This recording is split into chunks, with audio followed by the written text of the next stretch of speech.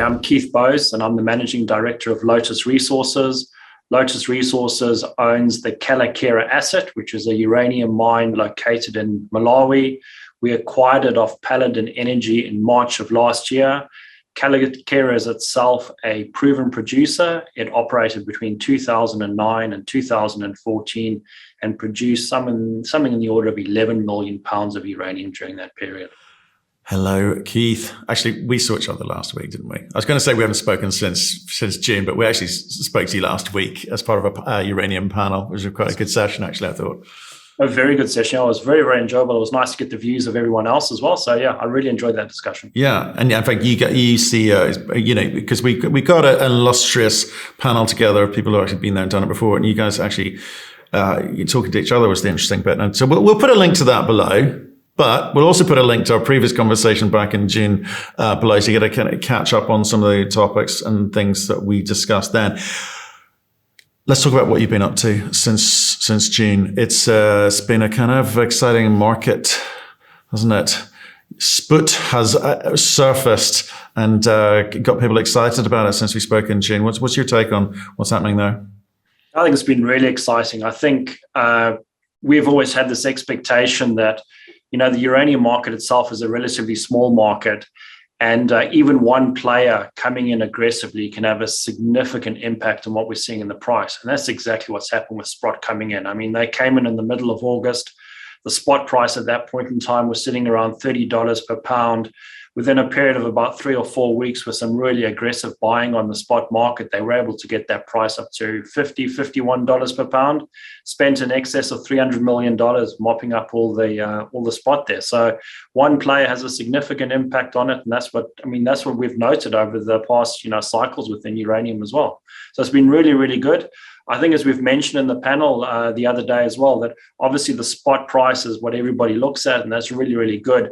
But as a company and as a future developer and producer, what we're looking for is the term price, and that's what we're having a look at now. That's what we're trying to get an idea of what the term prices are going to be.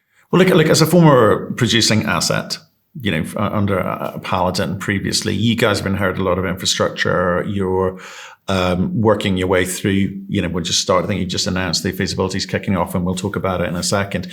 Does the action in the market of the last couple of months, does that change the way that you think about how you move your project forward? Does it advance anything, or is it just, let's stick with the plan?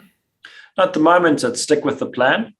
We've always, since effectively we acquired the asset last year, we've been talking about a feasibility study coming out in 2022. And as you said, we've recently announced one. It's targeted to come out to the market in June or July of next year. So we're keeping to the same strategy and the same timeline as we originally thought about. The one thing where we may end up accelerating things if the price really increases next year is not so much around the study work, but perhaps try and accelerate the refurbishment of the facility to allow us to come online a little bit quicker than we originally thought. That's where we'll probably be able to make up some time if required. Is there anyone sort of poking around? Are utilities picking up the phone and going, hey, we know you're going to get into production. You've given us an indication of the timing of that, but we're seeing a tightening in the market. Can you give us updates as to how you're going to be able to accelerate it if indeed you make that decision? So we've initiated the conversations with a few of the utilities, and I think I mentioned previously as well, we appointed a sales and marketing executive who's actually based over in the US, and on our behalf, he started to have these discussions. We haven't got into any details yet. We do recognize that the uranium market is one where you need to build up relationships, build up the friendships and the confidence with the utilities prior to entering into any serious negotiations about delivery and prices and all that. And that's what we're doing at the moment. We don't have any intentions of signing any contracts this year. We certainly don't plan on doing that. We would be looking at going into or signing contracts or at least negotiating contracts next year is sort of our time frame on that. Right, and how do you go about that? Because we had Justin Garrow on last week. He was, he's always been quite good at explaining how contracting happens, how these term contracts get signed, and especially, and the asset has produced in the past, but you as a company have not produced yet. Is the way that utilities view you guys? They'll give you, start you off something small, you prove consistency of product and the ability to deliver into that contract, then they give you a little bit more, et cetera, et cetera. So how are you guys viewing it in terms of the pricing which you want to try and achieve? Because obviously showing that you can get a product and deliver it into market is the first step, gives confidence to the market, gives confidence to all utilities. So give us your thinking on that. Well, I mean, for one thing, we're pretty, as our idea is we want to sign term contracts. I think that's important for us. And the reason why we want to do that is obviously to get surety of price, so we are confident we can cover our costs moving forward. Now, the amounts of production we put into term contracts will be dependent on our own operating costs, as well as the price of the term contracts we get, with, I suppose, theoretically, the opportunity being that we make sure that our term contracts cover our operating costs. So we're absolutely clear that we have got all the money coming in to cover our operating costs, and then maybe consider the remainder of our production going into the spot market, where we'll move with the swings in the market for our profitability. So that's one of the things we're thinking about. The other one we recognize, and you're 100% right, when we start negotiating with the utilities, we're going to start off relatively low pounds. Maybe we may not end up signing a long-term contract, and a long-term contract we normally will consider to be 10 years, but maybe it's a medium-term contract that is in the 3 to 5 year sort of time frame with smaller amounts associated with it, but hopefully the opportunity to extend that contract, assuming that we're successful into delivering it as required. We would also see us entering into multiple contracts. So we'd want to layer our contracts. So we're not just going to one utility and with the expectation we're going to sell all of the product to that one utility. We'll have a number of utilities out there that we're working with, and we may end up with 8, we may end up with 9, 10, 12 contracts that we end up signing that will have different quantities, different timeframes associated with it, and they may even have different pricing or different pricing mechanisms associated with it as well. So we're looking at trying to make the best of what we have, and we want to make sure that we're going to cover our costs moving forward. So that's our primary focus with the way we're going to be approaching our marketing. Okay, and one of the things you obviously got to determine is what is the price that is economic for you to start. And I appreciate you could probably, start some of those smaller contracts, term contracts at lower prices than, let's see where the market takes things. To do that, you've got to get through some technical studies. I noticed that you've initiated some, and you specifically around ore sorting. Seems to be getting good recoveries. I mean, how are things going there? How much more work is to be done? So one of the things that we did when we announced the scoping study in October of last year, and these are the numbers that we've been talking to the market about. So our scoping study generated a production profile that delivered 2.4 million pounds per annum at a C1 cost of $33 per pound and an all-in sustaining cost of around $39.50 per pound. Now, that gave us a solid base case moving forward, and we were very happy with those numbers. We were very confident in them because they use the actual real operating data from the plant. So we have a high level of confidence in both those production rates and in those numbers. But what we used the study for was to identify what were the key cost drivers and what were the key value drivers for the project. And we identified 4 things. One of them was the ore sorting you've mentioned. The other one is the power cost or power supply. The existing facility runs off diesel gensets, which we know is expensive. Is there an opportunity for us to connect to the grid, look at putting some renewables in, or even retrofitting steam turbines onto our acid plants to recover power? We had a look at some tailings, and we had a look at some acid recovery techniques as well. And we, based on the results we've seen so far from those studies, are confident that we can reduce the C1 costs. And at the moment, we're talking maybe a 15% reduction in our C1 costs. So that would bring us below the $30 mark. That obviously carries through to the all-in sustaining costs, but we're doing a lot of work around sustaining capital as well, and specifically tailings dams. Tailings dams are very, very expensive pieces of infrastructure to put in place, and we're required, according to our current schedule, to construct a second tailings dam on site in about year 5. We're looking at some opportunities like input disposal to see whether we could actually do that instead, which should be cheaper. And that'll drive our all-in sustaining costs down. So maybe we might end up with a $34 or $35 all-in sustaining costs. Once we've recognized those figures, obviously it's a lot easier for us to go out and contract and to work out what is actually the number that we need in our pricing to be able to not only be profitable, money back to our shareholders, pay off our capital and all those types of things. So there's a little bit of work to do, but we've got a high level of confidence in terms of where we could end up. Okay, so that's interesting. So you've obviously done a lot of work to date, and that will feed into the feasibility study. You're aiming for that to be published when? June or July next year. Okay, not too far away. So you're actually not that far away from being able to have conversations around, or trying to understand what the funding costs could be. Conversation that we've seen a lot in West Africa and Africa more broadly, where you are down in Malawi, is getting African funding in place rather than going to the international markets. Is that something as part of your ESG, or is that something that you are more likely to consider? From the funding perspective, I think one of the benefits that we have as a project is our actual funding requirements are relatively low. So if you have a look at our scoping study, all we have to do is refurbish the plant. We have no intention of increasing production rates or anything like that. So our refurbishment costs are around $50 million US. They'll probably, by the time we finish the feasibility study, if we're considering connecting to the national grid and ore sorting and all that stuff, we'd expect those costs to go up a little bit, but we're not talking hundreds of millions of dollars. We're talking $70 or $80 million. If you compare that to our current market cap, so we sit in US dollars around $230 million, we don't see any issue raising that sort of capital, whether that be through equity or through debt or a combination of both. Raising capital for us, I don't think is going to be an issue at all.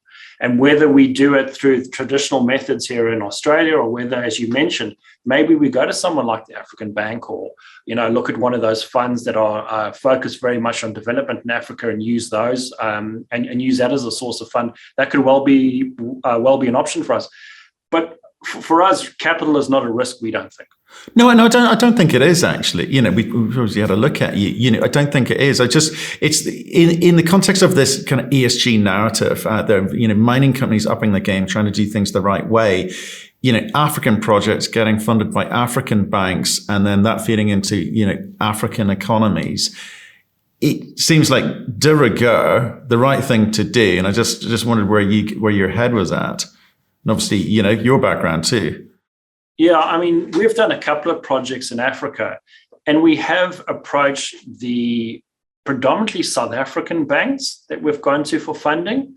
And that would certainly be part of the mix. And I think you're right. This idea of having an African bank fund an African project that's going to generate wealth for the African countries and all that kind of stuff is a really good idea. And it fits exactly in with the ESG profile that we're doing.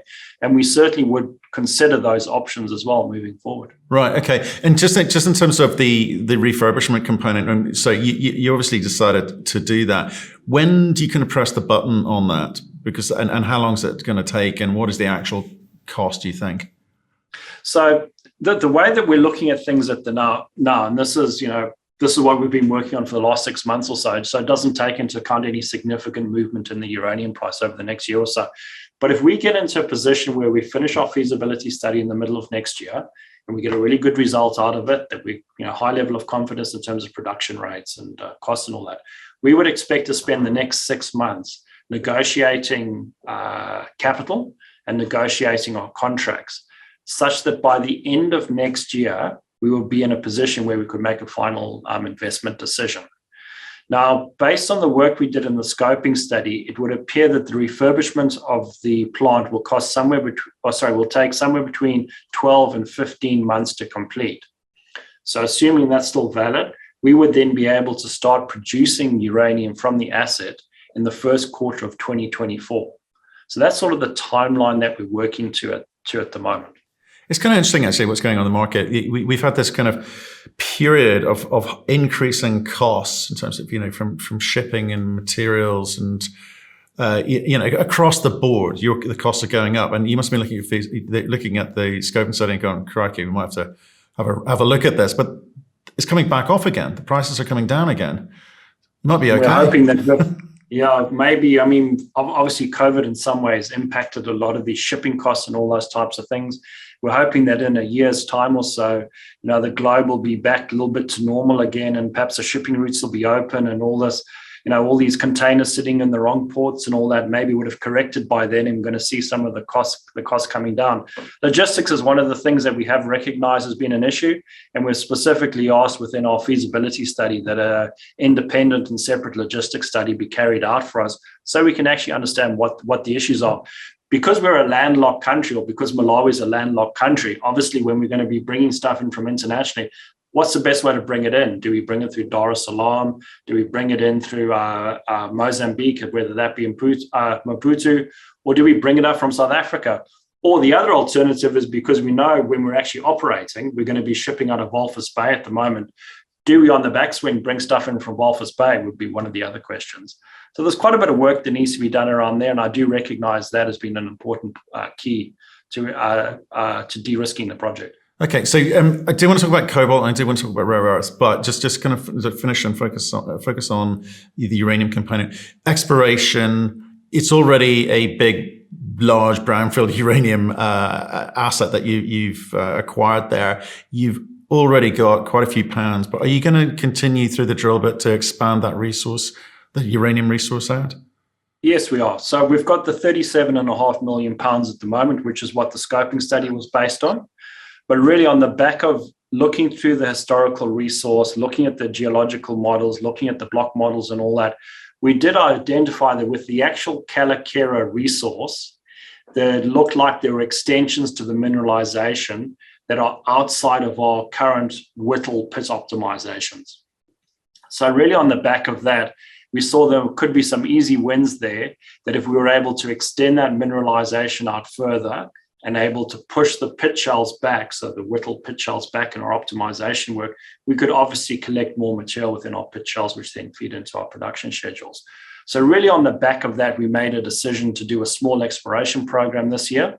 So it's a 5,000 meter RC drill program. It's probably the first drill program that's actually been done at Kayelekera for something like 15 years, I would think. So we've just finished that program, just finished the uranium portion of it. I'll talk about that. We're waiting for the results to come back from that. But from the guys on site, they tell me they've seen some encouraging intercepts. So hopefully we'll be able to report back on that as well in the next few months. And then we'll do an update to our resource model.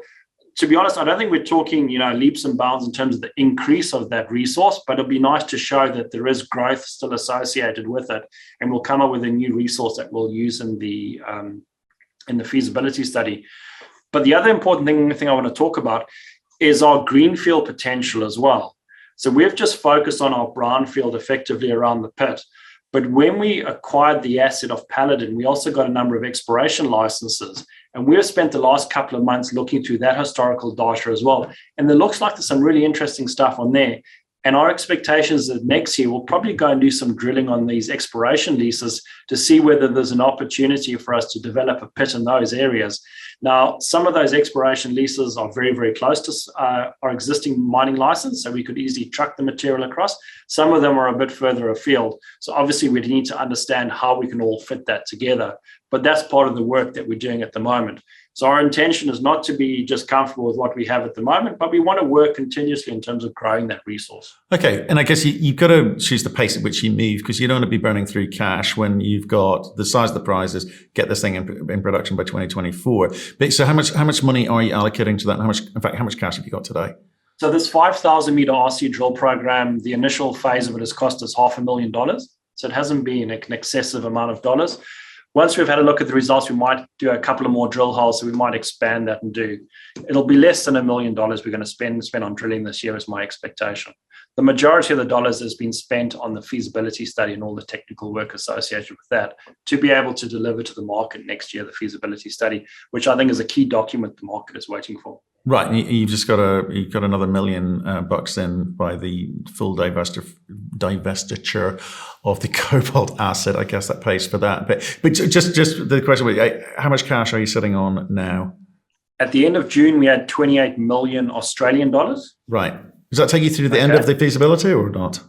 It'll take us through until the end of next year, actually. So it'll cover our exploration costs, even the expanded exploration. It'll cover our feasibility study. It covers our care and maintenance costs on the plant, and it covers our corporate overheads as well. So you're right, though, with the Kayelekera divestment, we got $1 million in cash, but we also received a number of shares in Sunrise Metals, which was the company that acquired the asset off us. And we have actually done an off-market deal for someone to acquire those shares off us as well. So we're getting about another $1.3 million from the sale of those shares as well. And we still have a number of options out there in the market that are sitting at about 4 cents exercise price. Those have been continuously coming in for quite a while, and we expect to see the rest of them coming in within the next year as well. And those options have almost funded our overheads for the last 3 quarters. Wow. Okay. That'd be interesting. Should we talk rare earths? How do you pronounce that? Melenji. Yeah, Melenji. Yeah. Jay is so tricky. So this has been a real interesting one for us. So Melenji Hills themselves, they sit about 2 kilometers to the north of the Kayelekera pit. So they're still within our existing mining license. So we're not going into any new ground or anything like that. It's on our ML. Now, Paladin Energy identified these rare earth anomalies when they were doing their regional exploration program. They did a little bit of work around them, showed something interesting. And we went back there last year. We did some of our own mapping, we did some of our own geophysics, and we did some of our own trenching as well. So we put a number of trenches in there. And from those trenches, we collected some 1 meter composite samples, which we sent off for assay. Now, we collected about 70 samples. 22 of them came back as being mineralized samples. So I'm talking about rare earth mineralization. And the average total REO grade in those 22 samples was 8%. And we were having grades as high as 16% in some of those samples. So it looked like really high grade stuff. When we went and had a look in a bit more detail about it, of course, we worry about the assemblage. What are the different rare earth elements you have there? And we were averaging about 1.5 to maybe 1.6, 1.7% of the critical rare earth elements. And a maximum, I think it was 3.5%. When we dived in a little bit deeper, we saw that the 2 elements, neodymium and praseodymium, which together with terbium and dysprosium are the main elements that you use in the permanent magnet industry. We had a significant amount of neodymium and praseodymium in our material. And we know that those minerals, as I said, along with the other ones in the permanent magnet industry, make up about 90% of the value of the market. So it looks like there's something really interesting there for us. On the back of those results, and when we designed our exploration program, we initially said of the 5,000 meters, circa 4,000 goes into uranium, and we'll put 1,000 meters into the Melenji Hills to have a look at the rare earths. So the drill rig is up in Melenji Hills at the moment. It's about halfway through that program. We expect to complete the program in the next couple of weeks. We also did some more trenching and a bit more mapping as well. We'll go through the same thing. We'll send some samples off for assay and have a look at them. And once we understand the size of the footprint and also the depth of this mineralization, I think we'll then be in a good position to understand what we have over here, or what we have, and how best we can generate value for the company from it. Is it something we would look at developing ourselves? Maybe we go into a JV with someone. There's a number of other rare earth companies around in Tanzania and also down in the southern part of Malawi as well. Or we could actually spin it out into another company. So some really interesting stuff there. We need a bit more time to actually really work out what we have, though, before we can enter into any discussions like that. Yeah, you kind of need to work out enough of what you've got. You don't need to spend too much time and effort on it. It's very topical at the moment. Obviously, we've been looking at the kind of critical minerals hubs in the US, trying to be independent of any China supply. And yeah, there are a few players in Angola and Tanzania as well. It'd be interesting to sort of see how Africa comes at this. Can it create its own critical minerals hub, or is it going to be totally reliant on selling into Europe or the US? Or indeed, do you do what you normally do and take Chinese money? Any thoughts on that? Yeah, it's going to be interesting to watch. I mean, obviously, our rare earth project, is still very much in the infancy. But in Tanzania, you've got Peak Resources, and down in the southern part of Malawi, you've got Makanga Resources, and both of them have got projects. I mean, Peak's been around for quite a while, as is Makanga, and both of them have got definitive feasibility studies out at the moment. So it'll be interesting to see how they plan on doing it. I know just from conversations and what I'm hearing, Makango is going to produce the concentrate in Malawi and ship it overseas, and whether that be to the UK or to Poland. And I think Peak's also got the same sort of idea. They're going to be producing a fairly high-level product, which they can then send off for separation and all that. Now, whether we can participate with them in something, I'm not sure, but I'll be really interested to see how they're planning on, what their final decision is in terms of their production plans. Yeah, interesting space. We'll be watching closely with that, but you've got optionality and you've got the cash to actually move that forward for a bit. Just maybe let's wrap it up here, because it's kind of clear that the market is getting a little bit heated now with uranium.